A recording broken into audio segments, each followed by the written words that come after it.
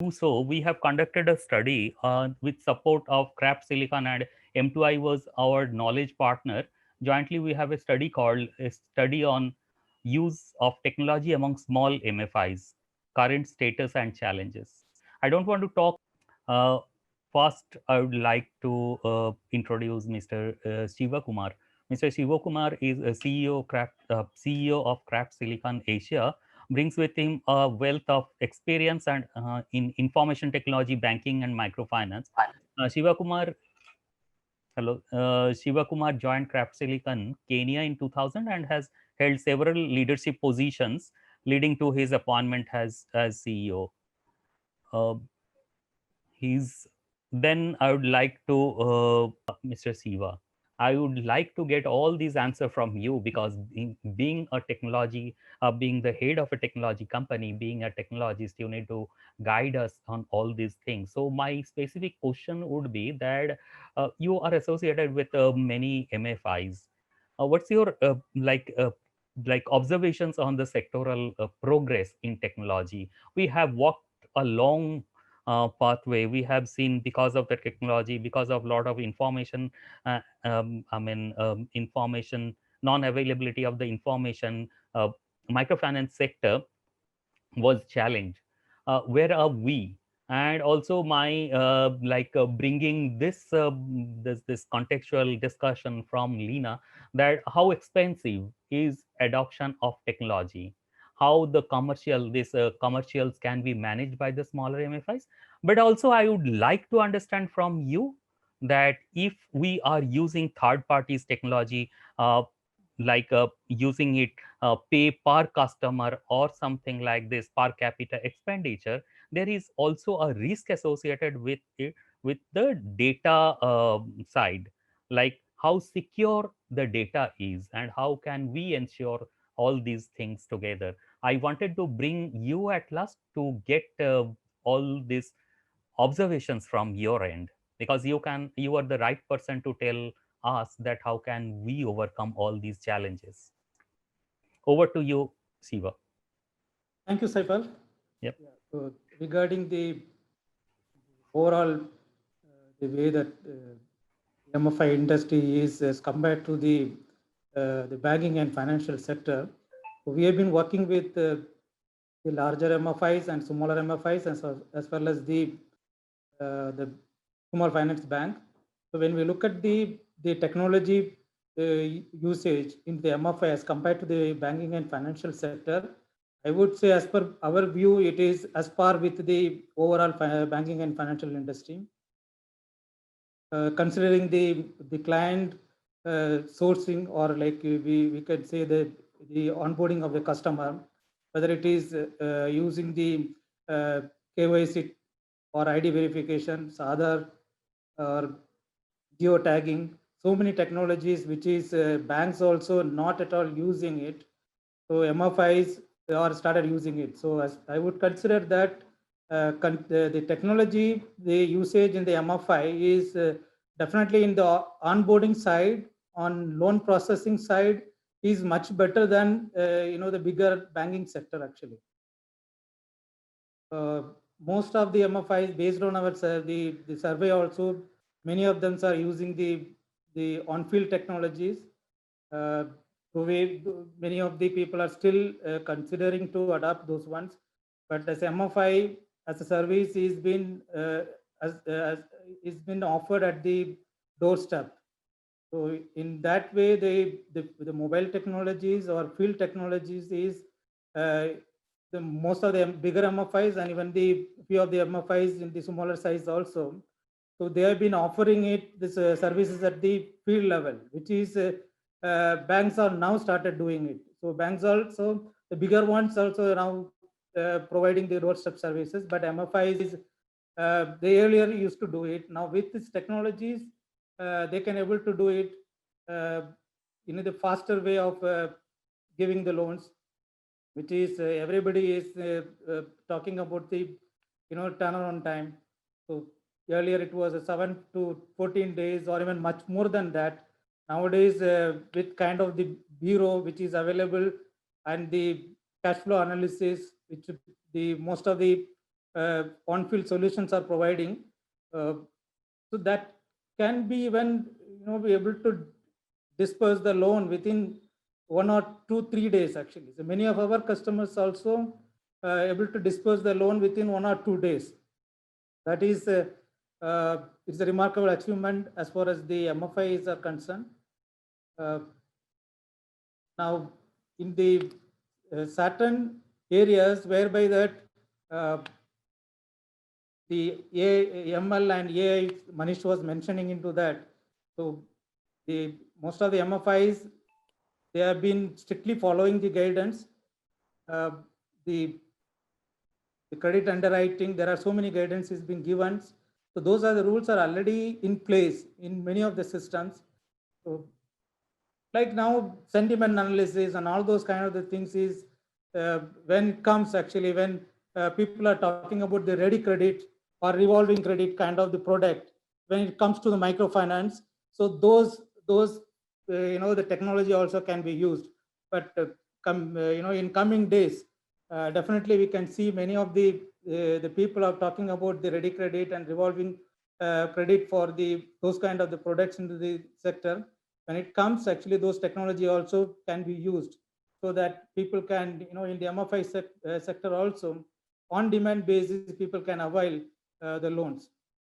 And the other side after this digitalization a lot of changes happen. So the disbursement is it is almost 100% is been on it's non-cash mode now.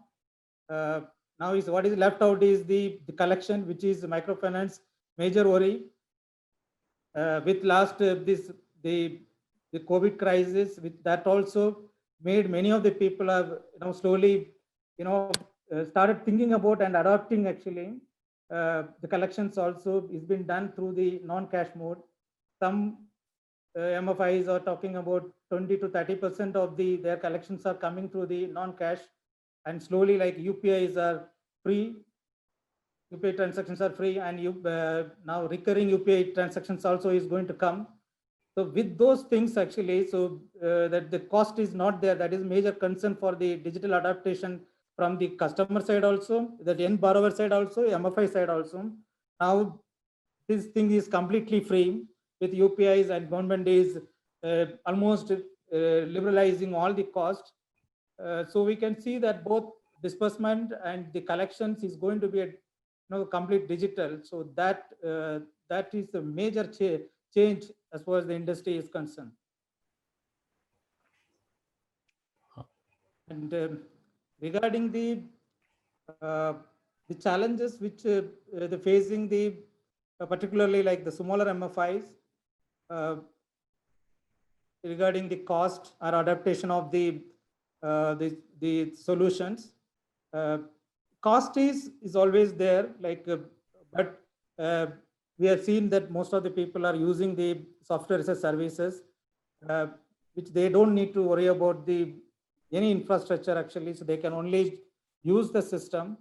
But the problem here is they want to fix one solution for all. Even in the less than 50 crore we have been talking about as a MFI, smaller MFIs, it is not the same, because there are certain MFIs, the startup MFIs, we are having a big backing.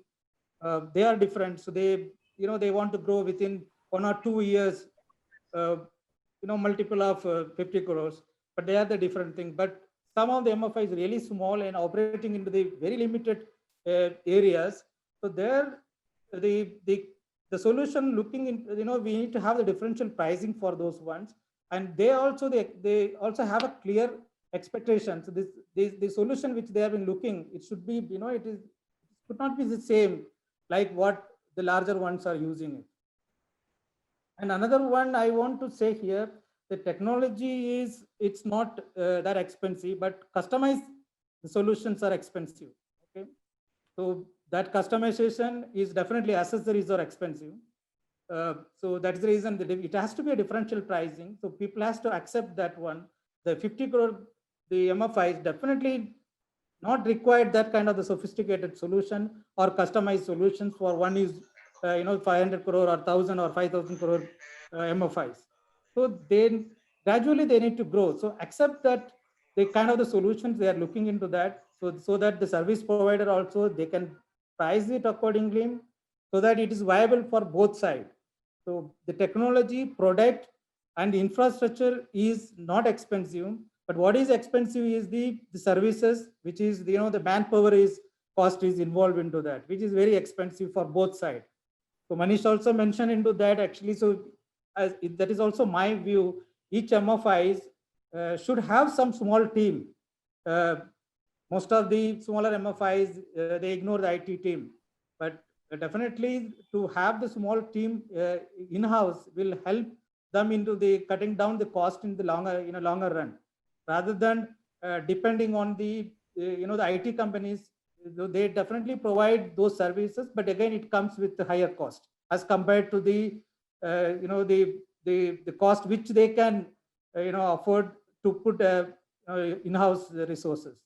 So that is one of the point. I'm really asked all the MFIs to have their in-house teams, IT teams, so that they can enforce more time on the training and all those things.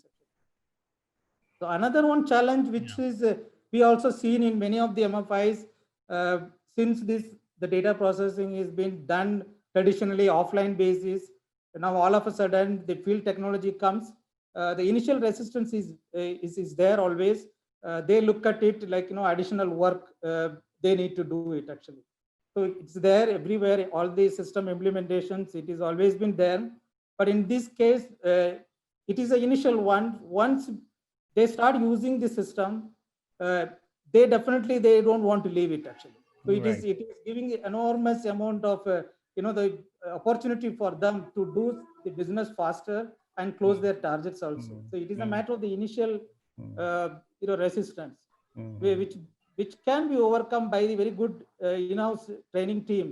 So if they can help them to navigate and enter the data and all those kind of the things, so that can be overcome actually. I mean, their scale of operation can go many fold high. Come again, Saibal, I couldn't I'm hear telling you. that their scale of operation will go many fold higher Yes, if they adopt yes. technology. That's for sure. But Siva, I just wanted to know from you also that how secure is this data if we are keeping it on others, the server or something? Because in India we don't have very strong this IT act or something. The legal form, the act around it is not very supportive, not very strong in India. So where are we at this point of time? See, there are two concerns is there actually. So when we started almost 10 years back as a software as a service, so we used to earlier push the on-prem solutions, but it came from the demand side only. They want as a software as a services. The two concern normally comes is that is the confidentiality of the data, and how how they can switch over to the another provider. Okay. Uh, and the risk associated with it is access over the internet. Okay. Right.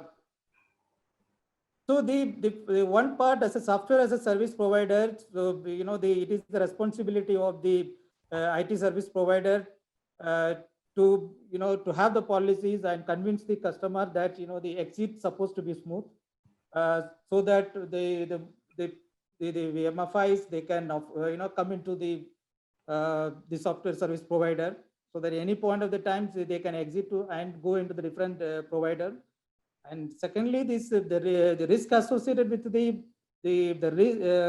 internet and the compliance point of view, it is a responsibility of the IT companies, service provider, to have all the the controls in place in ISO wise also. So we normally provide all kind of we have a certified ISOs also, even a SOC audit, all those things, it has to be in place.